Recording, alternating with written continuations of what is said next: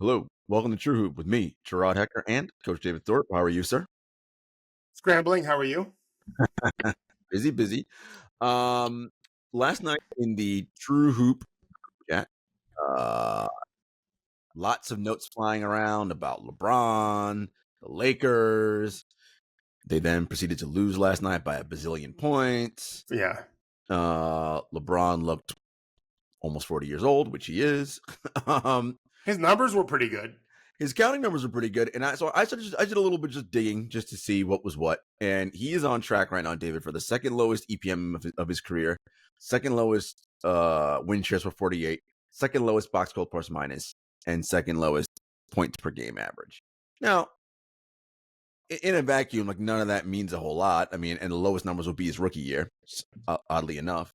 But he's going to be 40. He's been playing NBA basketball for 21 years. Like, this seems pretty normal. But are we at a stage now where, I mean, we here at True Hoop don't believe the Lakers are serious title contenders, but are we at a stage now where it's like, all right, the amount of money that he makes and the power he wields in that organization is not worth the production and output that we get on the court?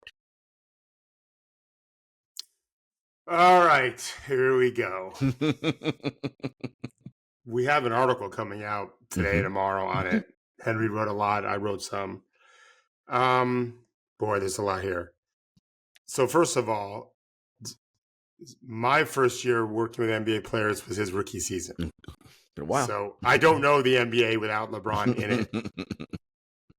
What he's done is beyond remarkable. You could say what you just said about his numbers, and that would be for like a lot of 35-year-olds. Correct. And he played amazing when he was 35 and 36, 37. Not now, right? He's a net negative player for the Lakers when he's on the court. Pretty significantly so. I think it was minus 21 last night. Again, any one game shouldn't matter, but it's a whole bunch of games. I think he's dead last in plus minus. I think the answer to your question is, well, let me give one qualifier. I think they should be really good, and they're not. Now, I'm wrong if this is LeBron James. In other words, this is the best LeBron can do, then I'm wrong. They should not be really good. They need him to be an all-star level player. He's not close to that right now. Again, you said it. His counting numbers are one thing. His impact is another. And so the question you ask about LeBron, I actually was thinking about AD. That's the guy. Who's trading for LeBron? First of all, it's not easy. Right. No one. AD, like the Thunder should be on the phone with the Lakers right now. We got Hartenstein, and we have they probably don't want to trade Isaiah Joe. They probably don't want to trade Lou Dort, although they could. Then they got a ton of picks. And the picks, it's a no-brainer. Yeah, because you were going to play AD. AD doesn't want to be the 5 anyway. Right. You know? Now, granted, he doesn't fit their style great. Right. Drive, kick, whatever. Change your style. Other teams, I'm sure, will be calling as well, like the Miami Heat. Okay. So I think the bigger picture is, this Laker team is not going to contend. Right. For whatever reason, and this is something I speculate in the article that we're going to be publishing, LeBron just doesn't have it. Maybe it's age. Henry handles the science aspect of what we're publishing. Maybe it's spirit, which is something I kind of looked at. I don't know what Travis and Henry will do with the article. They'll clean it up much better than it is now. But yeah, this is a mess. He's being paid a lot of money. Yeah. His legacy's on the line. Not that it matters that much. I know that's not the most important thing, legacy. No. But it's a bad situation. Yeah. And there's ways out of it, though, because at the very least, some of those guys can be traded and have value. And Dalton Connect still shooting 40% from 3. Like, there is a future with picks and some young players, and Hartenstein gives you a solid center, that kind of thing. Yeah, they have a way, to your point, David, because normally how this goes is you get the aging superstar, you keep hanging on, and then when he eventually retires, your franchise is screwed for the next 5-6 years because you have nothing and you get all your capital. but they could do because they have AD, right? The valuable commodity. They can be prepped so that when LeBron leaves, they're not going to be in the wilderness for the next 7 years, like how it was after Kobe retired, right? And even the last couple of years of his career, right? So I think if the Lakers are smart, that's what they do. History suggests probably not. Correct. Yeah, I don't know how else to say it. Yeah, to bet on them making good. I mean, I thought firing Frank Vogel was the beginning of the end. It probably turned out to be the end. Nothing against Darvin, nothing against JJ. They're just not ready for. And the thing is, they have a winning record. Yeah, not that they beat a bunch of good teams. They've only beaten a few. Still, a win's a win in the NBA. And but if this is LeBron now, if they know something behind the scenes, right, that something's wrong with him, that's temporary. Okay, last year's LeBron even would be much improved over what we're seeing right now for sure. But yeah, we have the Warriors have lost 5 straight. We've got the Lakers in their mess. We're seeing a changing of the guard once again. Yeah. No doubt. I mean, look, we talk about it all the time, right? Betting on older superstar players, even ones who, when they play, still play at elite levels, but don't play that often, right? That is a problem, right? And that's what's happening with the Lakers. You mentioned the Warriors, Steph, right? Draymond's also out right now. Durant just turned his ankle on another player 2 days ago, so he's out for a week to 2. Like, it's just this is the price that you pay, right, for this. Now, again, those things happen. They're freak accidents, whatever. But the older you are, the more likely those things tend to happen, and they pile up and pile up and pile up. Yeah, I think that Draymond could be back tonight. Durant, it's 2 to 3 weeks, I thought. Oh, yeah, 1 to 2. I got the report from Phoenix. It said, I thought I read that Kerr said no Curry, no Draymond tonight versus the Rockets. Really? Yeah. No Curry either. Yeah. Interesting. They're managing a lot. Right. You can't just be built. I had a opponent of the Lakers tell me very recently, boy, do they look old. And he meant this was after the game. Like, no energy, no spirit, no athleticism, really. Yeah. This is I don't know what they're doing. I haven't known what they were doing. JJ probably got caught up into LeBron, AD, and right? Yeah, sure. He looked pretty flustered last night. That was by 41 against a bad team. Not even played well. Yeah. But they're not a bad team, an average team. They're not bad. They're average. Yeah. They're not the best team in LA. That's for sure. No. Shout out to the Clippers. We'll talk about them in a minute. Speaking of teams playing well, David, we mentioned them on Monday. Let's talk on them a little bit more now. The Magic won 8 of their last 10. Defense is the number one story. They are number 2, I believe, in defensive rating in the NBA. Just an outstanding team. Again. So let's talk about their defense first. Then we talk about Franz Wagner, who is having a big bounce back season and actually playing like an all-star right now. Okay, before we do, I have to make an apology. Henry was very upset that I got Kamara's numbers flip-flopped. Yes. Bad shooter last year from 3, shooting better this year.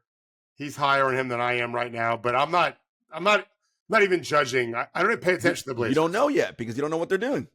Yeah, like they've got some years to figure some stuff out, and they have every reason to believe that they can turn the franchise around because of the picks and the young guys they have, and another lottery pick coming this year, whatever. Kamara might be 26, 27 at that point, right? And may want to be somewhere else because then they're just getting started. I don't know, right. But I don't. Yeah, I can't track everything. And so I knew 1 year was better than the other. I don't know why I thought he was better last year because I look up numbers all the time. But right. And they transpose in your brain. And these are the Portland Trailblazers we're talking about. One quick thing on them. So Scoot's been injured, and it's only year 2. But what are your feelings on him right now? I feel like the start. Okay. Yeah. I have bad feelings. Yes. Yeah. I will say when I've watched them play, physically, he looks fantastic. I remember loving him as a personality when in summer league. I don't have any negative feelings about him at all as a person. Like some players piss me off. He isn't one of those guys. But I would tell you, I don't care. He's so young, and the G League experience really was bad. It's not Scoot's fault. They disbanded the league for a reason. Yeah. You know? Yeah, the G League Ignite. Yeah. Right. Not the league, the team. Mm-hmm. Thank you. Yeah, he's just. I remember saying this about LeBron when he was a rookie with the Cavaliers and starting in summer league. He was really bad at a lot of the fundamental things NBA players like we have to do in terms of the quick reads and reactions, footwork on navigating screens and whatever. He was terrible at it because he never had to do it before. And if he did have to do it, he was just a better athlete than everybody. Mm-hmm. In the NBA, that doesn't work. Right. There's other dudes your size and athleticism, more or less. So if you go to college for a year, you drill ad nauseum at these kinds of things. I spoke to a college coach this morning from one of the best teams in the country. And not my son. I spoke to him also. Mm-hmm. This is a different coach who talked about his centers just not rebounding enough. And as a staff, they're meeting, okay, what are we going to do for 30 minutes a day to help this one player rebound better? Because he's really important to us. It ain't happening in the G League Ignite, nor is it really happening in the NBA. Right. It's just experience. And so Scoot's getting that experience, but it's not sticking because they're not really trying to win. I do think Scoot can absolutely end up being even an all-star. Like, you're allowed to get so much better. I'll remind you that second year Scotty Barnes was just right, and now monster. Yeah, I still love watching him play so much. So I am not going to put Scoot any kind of ceiling on him right now. But I don't know who's a keeper for them. Yeah. They haven't proven anything. Klingon, we don't know. We'll see. Right. Yeah. All right, back to Orlando. Orlando. Yes. So let's start with Coach Mosley, who we've mentioned many times before. Man, I just say his name, Jamal Mosley. You get the warm and fuzzies. I fucking love him. I'm not friendly. I don't know him. I've never met him that I remember. If I did, it was just hello. Yeah, he's got that vibe. He's right now, Mark Daigneault, how do you say his name? Daigneault. Yeah. He's got the monopoly on vibes. Breathing His spirit. Fucking players dig him, man. And he oversees a joyous group. But Mosley's right there. And the Magic just play with joy. They defend with purpose and passion. Yeah, they do. It matters to them. The way that they responded to, remember, they lost, I want to say 5 straight early this season on a road trip. Seemed like dark times, but you didn't really sense that. I didn't sense it from them living in, I don't get all the pregame previews shows. Right. Not that I would ever watch them for anyone else because I only get Orlando's. Correct. Okay. Like, I can't watch the road team's version on League Pass because I'm 90 minutes away from their arena. So on occasion, if I know the Magic are playing a game, I put it on. I'll put, man, my nights are wild, Jarod. You saw the picture last night. Yeah, all the screens. Yeah, it's a lot. It's a lot to take in. So what happens is, because I'm an old man, is if I know a game's coming on, let's say TV3, but I don't tune it on early when it's just DirecTV nothing because there's no game, I might forget. 20 minutes later, oh, that fucking game started 20 minutes ago. So now I set all my screens up even before the game starts. So, okay. Right. So with Orlando, if I'm going to watch them play, their preview show is on. Yeah. And so I don't typically have the volume on, and I still get the warm and fuzzies. Jamal just has a calming presence, a smile. He is a no-nonsense coach. Seems like he's not a jerk about it. He's not a jerk about it. He's not one of these college guys. And, man, I just think his guys get after it and love to play with each other. And then the other part is Franz we're seeing it right in front of our eyes. Yep. And Paolo seems to be his biggest cheerleader. Yeah, that's on awesome. The bench. Yeah. So, no, there are good feelings all around in Orlando right now. And nothing would make me happier than see them be a high-level playoff competitor so I can just drive 90 minutes to a playoff game. NBA playoff games are super fun. Oh, they're the best. Super, right. They're the best. Yeah. Absolute best. No, Wagner it's career highs across the board right now. Again, he's Killing playing like it. an all-star right now. Like if we were having all-star, Yeah. he'd make it. Like he's Yeah. that good.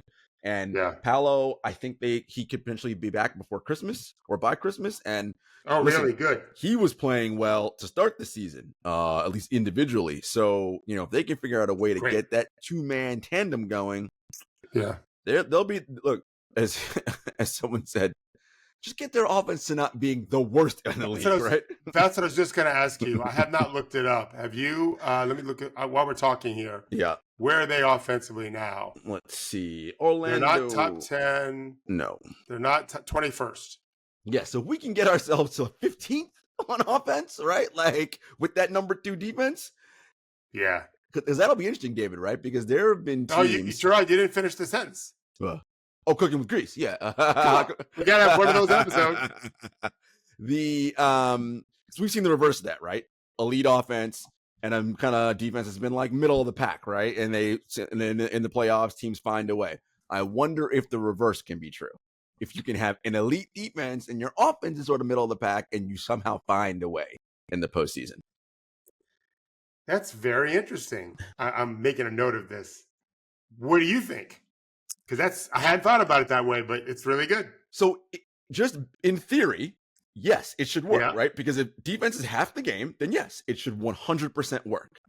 However, the game is so slanted to favor offenses that I feel like you got to be a little bit better than middle of the pack on offense. On offense, I just don't, because you have to have enough. And Paolo is getting there. Franz is getting there, but neither of them, David, you would say are those guys when you think of the best individual elite offense creators by themselves. Now, they're getting there, but they're not quite like Luka, Jokic, right? They're not there. They're not at that level. No. I think you said it good. I think that it's hard to keep playing defense when you can't score. And in the playoffs, when you're getting the teeth of every team, knowing what you're going to run, and just got to grind out buckets. You read my Boston Celtics thing? Yep, yes? correct. Okay. Yep. So they're going to be well practiced and have been for quite some, at getting those. Yeah. I don't know that Franz and Paolo are there yet. And that means they're going to go long stretch without scoring. It's demoralizing. Mm-hmm. It strangles you a little bit. Now they can strangle too. Mm-hmm. Getting better in transition, fast break, turning defense and offense will help. But man, we're week 1 of December, right? And these guys aren't playing the playoffs till April. Correct. Franz and Paolo can get a lot better. Sure. I'm really a big believer in season development. Of course. I don't let my players, and I've got one player who's 36. Let's just say he's old. I may be wrong by a year or two. And I'm trying to get him to breathe that spirit of, I can get better. Mm-hmm. I got to find ways to get better. Mm-hmm. So those young guys definitely can. So come April, well, like you said, if Franz and Paolo are just a really dynamic forward duo, they also can go big. Yes, they can play Jonathan Isaac at 4, Paolo at 3, Franz at 2. Paolo's so big, enormous. Yeah. Anthony Black at 1. That's the biggest team in the playoffs, if that rotation anyway. Yeah, they become formidable. It's a big if. They got to get a lot better. The future is bright either way. I don't know if it's this year or not. And you mentioned it. I had Nikias Duncan on last Wednesday, and he said the same thing. Yeah. Right? Your defense is this elite. You got to find a way to turn that defense into offense, right? Yeah. If you're struggling in the half court, you guys, like you mentioned, you can strangle teams. When you get those steals, those deflections, let's turn around, race, and get down the other end. And just miss shots, yeah. Who cares? Just to get pace up, and, so I think that could be something they improve on. Speaking of the Magic, I've watched them play moments of 2 games now in the last 5 days. And both times, Goga Bitadze, who I love. Yeah, you do. Went up, somehow got hit in the air, landed flat on his back. Like, I got deja vu last night. I'm like, wait a second, I think I just saw this a couple of games ago. Have you ever had that happen? Doesn't feel good. Oh, my goodness, is it? First of all, you win knocked out of you depending on how you land. But, yeah, it wasn't the tailbone. It was like just his back, like the back of his hip. Man. So, but they need Wendell Carter's out, so they could use some help as a backup center. But no, they're one of the better stories. If I mean, maybe you could say they're the best story of the season so far. Yeah. They might even be top 5 worthy. Ooh, more on that later. Clippers, David, we talked about them Monday as well. It's just how surprised I am that with no Kawhi, as you mentioned, the Lakers aren't the best team in LA. Yeah, because it's the Clippers. Because it's the Clippers. They got guys who defend. James Harden, again, still runs an elite offense, right? Like, they can score. That pick and roll is excellent. What are you seeing from the LA Clippers that's impressing you? Where are they ranked offensively now? Let's pull up the Clippers. I thought maybe, is their defense not better than their offense? They are better defensively. And with, by the way, James Harden on the floor, who always, that guy sucks on defense. It's like, it's not so bad. They're even. They're 13th on offense, 14th on defense. So right in the middle. Yeah. Yeah, that to me, that's, I don't really have any great answer on the Clippers, other than they're pretty good. They're not great. Harden quarterbacks the team really well. Powell's been amazing. He was out. I think just came back and did really well. Ty Lue's done a good job. I think I had them winning 46 games. They'll be around around there. I think that sounds about right. Do we know anything about Kawhi? Nothing. I've heard nothing. It's like I always say, right? It's chronic. I don't know when he plays, and even if he does, when he returns, no. Did you ever watch? Did you watch? I know you saw episodes of Entourage. Did you watch the whole? I didn't watch the whole series. No, it just wasn't smart enough for you. I thought it was funny. I thought it was a funny show. Did you ever see the episode where Ari, he's going to decide to go rogue and get 8 agents to leave the company he's with and start his own agency? He's got a great thing where he tells his assistant Lloyd, "Silence is golden." And I remember even back then when he would say, "Silence is golden," which is absolutely true, but not in this case. We would love to know what's going on with Kawhi, right? We would love to know. Correct. But I always think about that. Silence is golden. Yeah. But Ty's got them. Yeah. They're just playing the right way. They're competent. Playing to their strengths. Harden has not had a career season. He's one of his worst seasons, but he's just magnificent still. I mean, not still. He was magnificent, so his falling hasn't fallen all that far off the ledge. Right. Because that's where a lot of guys, I've said this a lot, when you are just hanging on, barely even. Right. And then you drop some, you're done. Yeah. But when you're way up high and you drop some, you got some room to fall. Correct. Yeah. That's you got some room to still be good. He was way up in the stratosphere, right? Of being an all-time player, right? Is that your low level is better than most people. So unanimous Hall of Famer first ballot. I mean, that's not even. What are we even talking about? Because some people will bitch, no rings or whatever. Like who cares? You know what's so funny about the James Harden discourse, David? People love talking about how awesome Luka is. I'm like, guys, Luka and Harden played the same exact way. I don't understand what it is that you love about Luka so much. Luka's just bigger. That you hate about Harden. They play. Right, he's just 3 inches taller or whatever. They played the exact same way. And Harden was a better post defender. Yeah. So in his prime. Yeah. Hey, speaking of Hall of Fame. Here's a quick trivia question. Put in my article today. I'm just now thinking of it. So top four winners of all time. What do you? So you mean total wins? Karl Malone's got to be up there, probably. No. What? We played 90 million years. 3 footers than LeBron. So LeBron's the winningest player, not 7 feet tall. Okay, Kareem. Number 1. 3 footers and LeBron. Okay, so this is according to Stats Muse. So maybe I looked it up wrong. Okay, no. Another big tall dude, Duncan. I never would have guessed it. 3rd. Okay. I think 3rd. 2nd, think lots of wins. I mean, I should say that. Lots of championships and finals, but you were young. But is he a 7 footer? Who? Bill Russell?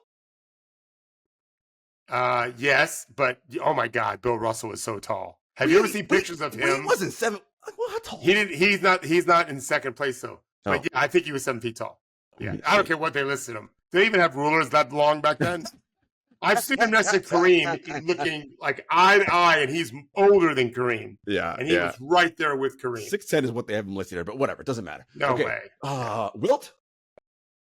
No, I don't think you played so not those old guys. All right, who's you're not going to guess this. Parrish. Could that be possible? I mean, I guess. Because Because the Celtics, whatever you remember, played but forever. he played before then. Yeah. According to what I looked at, that the top three were Kareem, Parrish, Duncan. I think that was the order. LeBron was fourth. That sounds pretty amazing. Listen, you play, first of all, longevity was what you with the four of them, right? What, 20 years? I think all of them at least 20 years. That's that for Duncan. I think never missed the playoffs, and Nikai and I talked about this last week. Never on a team that was below top 10 in defense in his career. I was like, really? I was like, what? That's ridiculous, man. So I was thinking about Parrish too. Not that we have other things to talk about. We do, but Parrish should be really good in today's game because not many centers can actually make shots. I don't mean threes. Yeah. But like when you're down to 5, 4, 3, 2, 1, he can get you a shot. Right? He'll hit the rim. He'll make plenty. Like that's we when we're working with centers. I have a meeting today with a 6'8" young man. He's not a center, but I'm helping a 7-foot center up by you, high school kid who's got a chance to be a first pick in the draft one day. We'll see. We're going to be teaching. I just worked with his AU coach the first time the other day. Like, you got to make shots, man. I don't care if they're threes. I'd be great if they're threes. Right. But just make shots. That means people have to guard you. When you are working with big men like that, 7 feet tall, right? So much of it is about body awareness, right? Where is your body on the court? Do you know how to control it and what it's doing?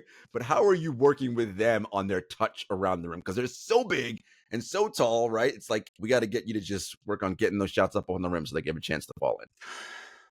I mean, touch can be learned. It's also somewhat of a gift. But yeah, I haven't done anything with this guy yet, but what I'm going to do is get him. He's not from America. 7 foot, pretty agile, 250 something already. God. And he's a high schooler?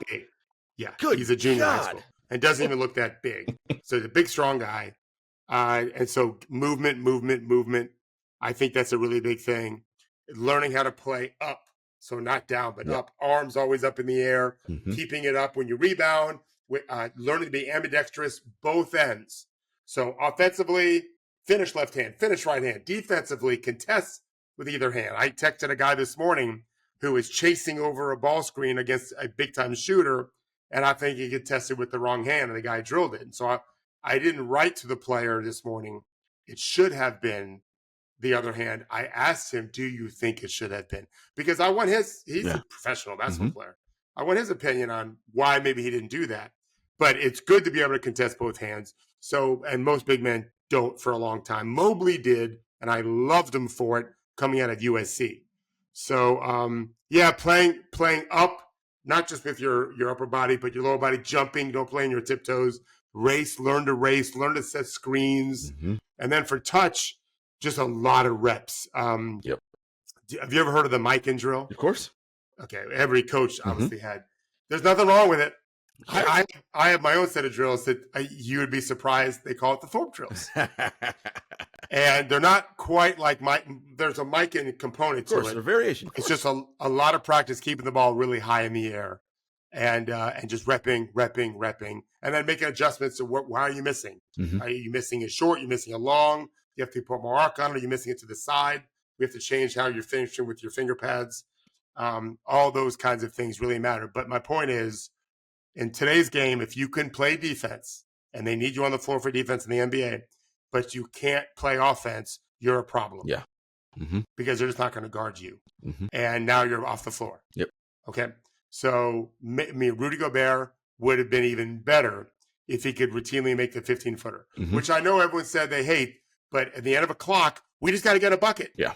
There's no, and people live on that and win championships with that. Yep. So Parrish could do that. That was my point. Or you can get to it. To your point, you got to get a shot up on the rims. We have a chance for a rebound. We can't just turn the ball over with a shot clock violation, right? Like, and a chance to make it. Obviously, a good amount. But a guy like Robert could really do that. I hated him because I was a Laker fan. I fucking hated Robert Parrish. As did I. I was thinking when you said playing with your hands high, because that's your superpower when you're 7 feet tall, right? Keep the ball up. No one can get it up there. I was thinking about like a weird, like sadistic thing where you're making them run on the court holding something heavy over their heads. Their hands just stay up the whole time. That. I'm sure. Yeah, people have done that. Sure. Speaking of tall guys, I'm hijacking our show today. I'm sorry. Hijack away. Did you ever watch Cooper Flagg? I have not seen him play a full game. Only highlights. Okay. I have not watched the game. I watched him last night, and I've been negative is the wrong word. I'm not easily impressed. Correct. And especially at that position, which I've talked about, it's the deepest, best position we have in the game, in the NBA, is power forward. You got to really. Paolo Banchero is not top 10, and he's fucking fantastic. I liked what I saw last night. Oh, we looked good last night, huh? No, I don't know if he should go number one. I haven't watched it enough. Okay. But baller. This is not rocket science. Right. People have been saying this for a long time. Right.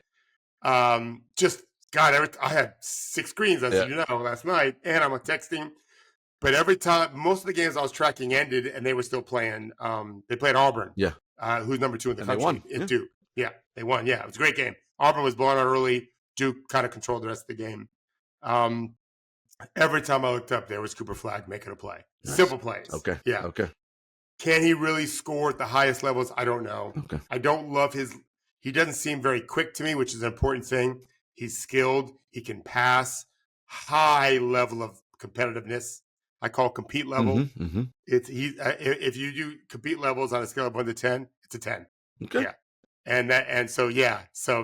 And plays big. I like it.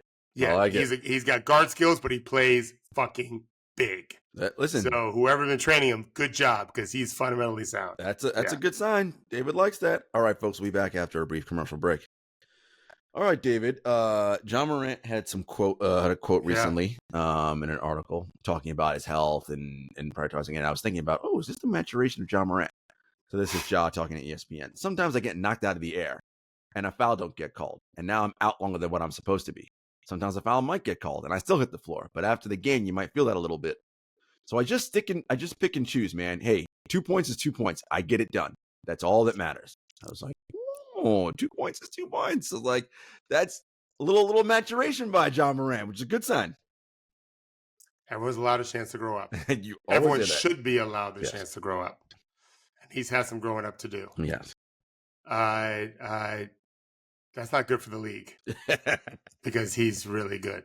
He's really good. He is. Yeah, I've had players over the years tell me it just wasn't worth the beating I'm going to take, and it's not even the beating. Sometimes it's the falling. Yeah, and they clipped a little bit. And they land hard. I mean, guys, an NBA floor is fucking hard. Like falling on that shit ain't great. Like it's not good at all. And you know, it's stupid. And these guys are young, and but as someone who's very close to 60 now, I'm on the floor almost every morning doing planks and push-ups. And I make myself get up without my hands. Now, I'm already on my knees. It's different when you're sitting on your butt. Right. I've done it once, and I think I hurt my knees, so I'm not doing that again. But I did it. I was able to do it in the last year. But I don't use my hands. And it's I'm sure I never thought about it twice when I was 30 even. Yeah. But I think all the time about, man, I don't know if these guys can do it when they're almost 60. The beating they take, they're on the floor so much. All the time. And it can't be good for I know it's not good for their bodies. So I think Ja is growing up separate from this. I do think so too. Yeah, and they talk about top 5. Memphis is they're playing well. A quality squad. The other Tuesday night notwithstanding, when they lost the Mavericks after blowing a big lead because they got into foul trouble. Yeah. Then the penalty with 9 minutes to go, and I'm like, guys, against a team with 2 elite one-on-one players like Luka and Kyrie, bad bet. Because you're going to get called for a foul every time. And Edey's number 1 in rookie on-off impact right now. Wow. Number 1 net rating. Number 1 net rating. Yeah. And he's been out for a little bit with an ankle. Hasn't played a ton of minutes. Number 2 is the two-way player from the Thunder, AJ Mitchell. Number 1 is Zach Edey. No, listen, Memphis, again, this was a team before all the Ja Gun stuff. 2 seed in the West, right? Like, this was a team that was ascending. And is that where they are now? They're third, maybe third, I think, in the West right now.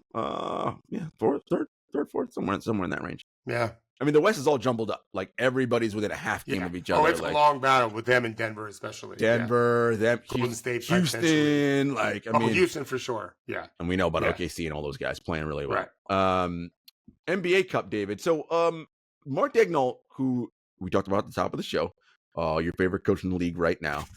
He had some interesting comments after the Thunder won their last NBA Cup game of the group stage to head into the quarterfinals. They are the 1 seed heading into the quarterfinals. This is Mark Daigneault. I don't love the design because it incentivizes running up the score. There's a certain grace you win with. They've created an incentive that flips that on its head. There's an angel and a devil on your shoulder. We're going with the angel. And it was interesting because this is often something, David, that gets brought up a lot, right? Like the idea of, and we see it in games all the time, where a team's up and like they just run the clock out. They don't score because it's about like rubbing it in on your opponent, whatever. And for me, that's never bothered me, David. Like, this is professional sports. Like, so what? You got drilled by 60. Like, I mean, be better. Like, don't get drilled by 60. I don't know. Like, that's how I look at it. Like, you don't want to get embarrassed, then play better. Like, I don't know what to tell you. So if the incentives are point differential matters, I don't care about hurt feelings. These are grown men here. Grow up. But what say you? Oh, I'm going to make you care, but not for that reason. Not for that reason, because you're right. It's grown men playing professional basketball. I'm going to get to that in a minute. I think that he's right for a different reason. We want to play other guys. So I want our NBA coaches incentivized to play the younger guys. Mm-hmm. You're up 20 with 4 to play. Bring in 2 of your young guys with 3 starters or 3 of your better reserves. Mm-hmm. And then when it's 90 seconds left, bring in a 3rd young guy. Mm-hmm. And when there's 6 seconds left, bring a 4th or whatever the number is, right? That to every one of those minutes matters to those young guys, right? They're starving for a playing time. Yep. So that's why I don't like that. Got it. I will tell you, and I probably have told the story before, I agree with him on the grace part of it. You're not wrong. It's professional basketball. I don't have that experience. I was coaching high school. But I embarrassed myself when I was 24, murdering a team. I was just bloodthirsty because Lon Krug was in the stands. I was trying to impress him. I did not impress him. That your team was so much better then. Yeah. But and I guess I get that for high school. That's why I'm like, but NBA, you're all pros here. So right. So I just think that there's one thing I love about golf is the honor that is built into the game. You're supposed to call penalties on yourself. Mm-hmm. You can cheat if you want to, but no one will know. I used to cheat until I read Harvey Pennick's books and realized I'm an idiot. First of all, I'm not playing professionally. Right. At a tournament. I played so much better when I stopped cheating. I started falling in love with the challenge of hitting around that tree or on the roots or whatever. Mm-hmm. It was so much better. There is an honor to our game. This is old school guy talking, that you don't embarrass your opponent. You don't keep shooting. I mean, being back then, I didn't shoot threes up 20. Right. Nowadays, by the way, if it's your 3rd string, let it fly. Yeah. I really believe that. Just don't press, don't deny. Just try not to embarrass an opponent. It's an integrity of character, I think. But in the pro sports, I don't have a problem if my 3rd string is killing your 3rd string. I do have a problem not playing the 3rd string because of this point differential rule. I don't know how else to do it, but there's other ways to do it. There's ways to do it first 3 quarters only kind of thing, whatever. There's things they can do. I thought, I didn't read the article it was in the document. I thought maybe we could talk about the design of the court. Last year, there was a lot of slippage. I did not notice that this year. No, maybe I'm wrong. Yeah, I didn't notice any slippage. I haven't seen much this year. That's good. That's encouraging. I see normal, it's normal slippage like in every other game. Like, normal's, right. Normal's normal. But I thought I had normal last year. Yeah. It seems like, I had one player tell me before a game, got to get that money. Oh, the young guys listen. It's $500,000 to a rookie or that matters. Yeah. The Suns players were joking around. They finished 3-1, but because of point differential, they didn't advance because the Mavericks had a plus 46 and they were only plus 30. And Ryan Dunn said before the game, he's like, "Yeah, we got to get that 500,000." And then the other rookie was like, "No, I talked to Ryan, we got to get that." So when Book was getting interviewed, I know Ryan keeps telling me he needs that 500,000, so I guess we got to really. And that it's like hilarious, right? Because Book's like, "I don't need 500,000 because Books makes a $1 gajillion." But this guy's like, "No, we got to work, man. I need that $500,000." Do you know about the licensing deal these players can get? Have we talked about on the show? We have not. So if they play if you dress for 41 games, it doesn't matter if you play. So half the season. You're eligible for 42 games. You're eligible for the full boat, which is around $500,000 plus. Okay. Which means if you play 21 games, which is half of 42, that's 250. Well, to a two-way player making 587, it's a big deal.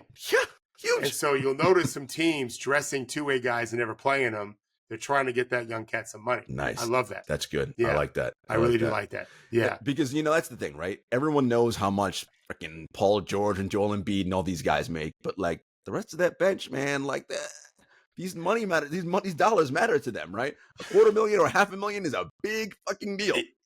As someone who's been lucky enough to make some good amount of money in my life, but I live in a state that doesn't have income taxes. Like, these guys have to pay some money. And I don't have to hire a personal trainer, or a fitness trainer, and the other things. There's a cost to being an NBA player.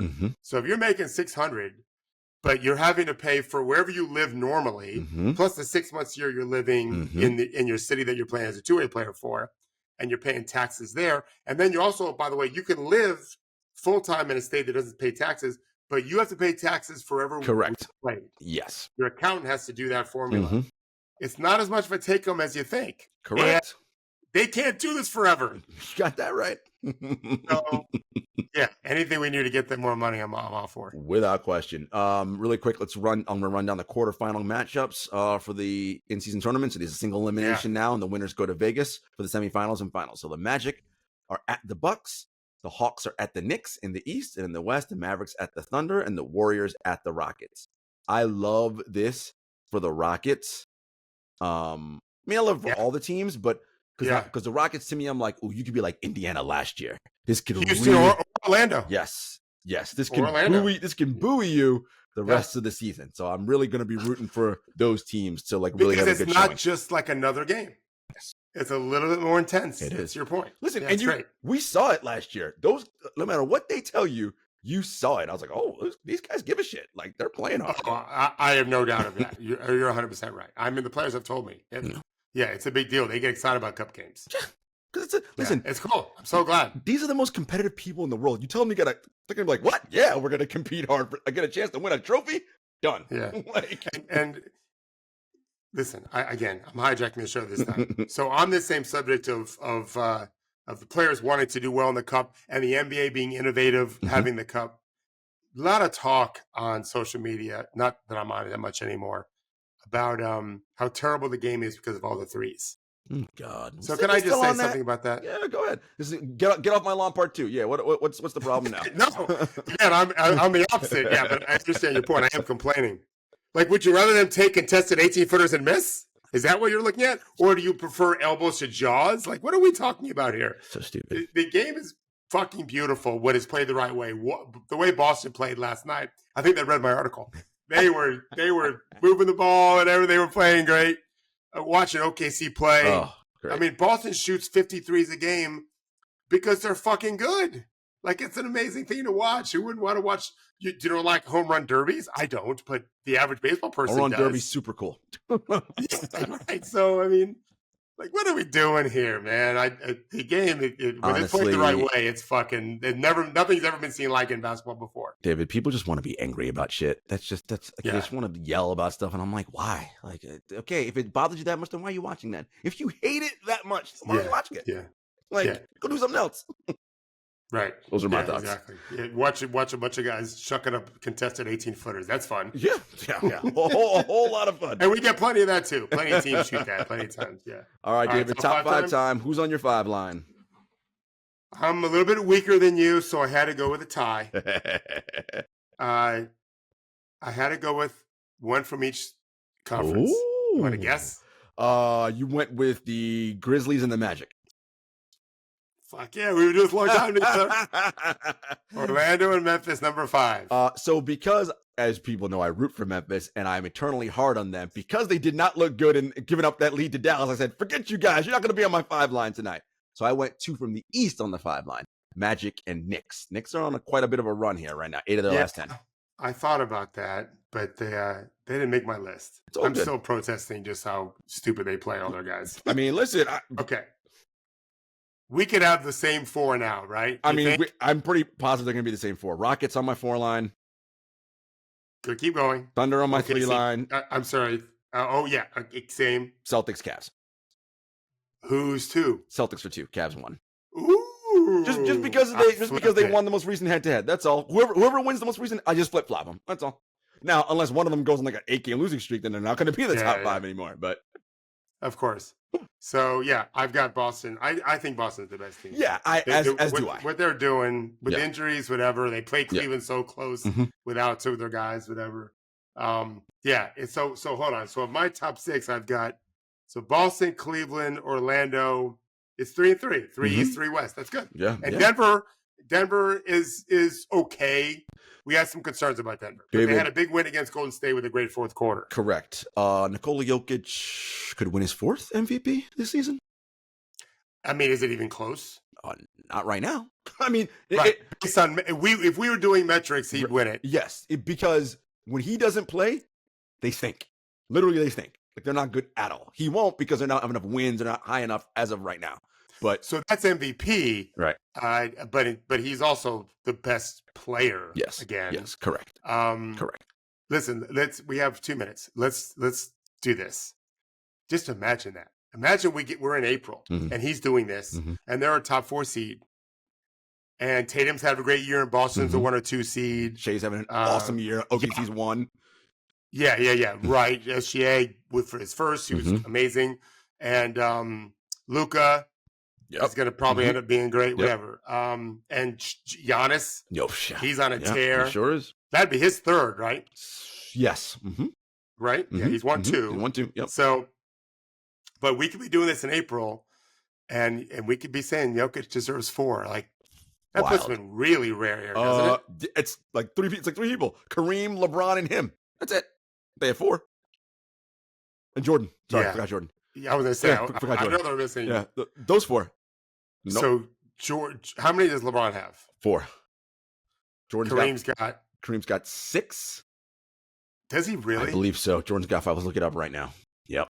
I thought maybe Jordan had 6 rings. I don't know how many MVPs he Kareem Abdul-Jabbar has... He has 6-time NBA Most Valuable Player. Yep, I knew that was right. Kareem's so fucking good. Wow. Man. Jesus Christ, 6 MVPs. So Jokic could be, he is the best player in the Jordan world 5, LeBron 4, and Jokic has 3. So Jokic would be, Jokic would. I mean, imagine when he was drafted in the 2nd round, when during the Taco Bell commercial, if someone said, that guy is going to be in a list with only Michael Jordan, LeBron James, and Kareem Abdul-Jabbar. So Jordan went 3rd, Kareem went 1, and LeBron went 1, correct. Obviously. Yeah. And Jokic went 40 for it, whatever. Yeah. That is wild. Really, wild. I'm glad you brought it up, and I wanted to reinforce it because we're seeing LeBron aging out and a few other guys and Durant's injury again. Yeah, we are in prime Jokic time right now. For sure. This is the era of Jokic. No. The age of Jokic. And I wonder, too, okay, so with the age of Jokic, like, how does Luka sort of fit into that? Because the last thing I'll leave you with, David. He's Phil Mickelson. One of the things we loved about Luka was played at ACB in Europe, like whatever, we're like already a pro. But my thought in the back of my head was, well, but since he's already doing that, how high is his ceiling? Because his floor is already going to be much higher than everybody else because he knows what it's like playing with men. I'm like, but how much better can he actually get? And yes, he did get better and all that, but I'm like, I wonder, is he ever going to be 4-time MVP, all that kind of thing? And I think in this age, probably not. But had he been born, I don't know, 5 years earlier or 5 years later, probably. Well, he's had the misfortune of Jokic on the front side and Wemby on the backside. That's right. Yeah. Yeah, and he also has chosen not to be the best inspirational leader, although he's playing pretty well. He's really good. Yeah, so good. Yeah, he's gonna do just fine. Oh, I'm not crying for him. He'll get an MVP, I would think. Yeah. But right now, when I talk to the players every day, there's a degree of respect for Jokic that's pretty special. And I'll leave it with this: watching Duke last night, I was really watching Cooper Flagg's teammates. Not so much because he's white, although that is a factor in our sport. Right. As much as he's the guy. Man, those boys, they loved him. I don't care what ethnicity they were. Cooper just plays the right way. Well, you were, and that's how Jokic is. He's just beloved by his teammates. You were looking to see if they rally around him and around Cooper, and that's what you saw last night. The way that the Nuggets rally around Jokic. They're all competing for money rankings in their class in high school, and then NIL money, and now draft pick status, and so it's natural. And they're competitive big people because they're college players, professional players, really. And but when you got the guy, he's the guy. Yeah.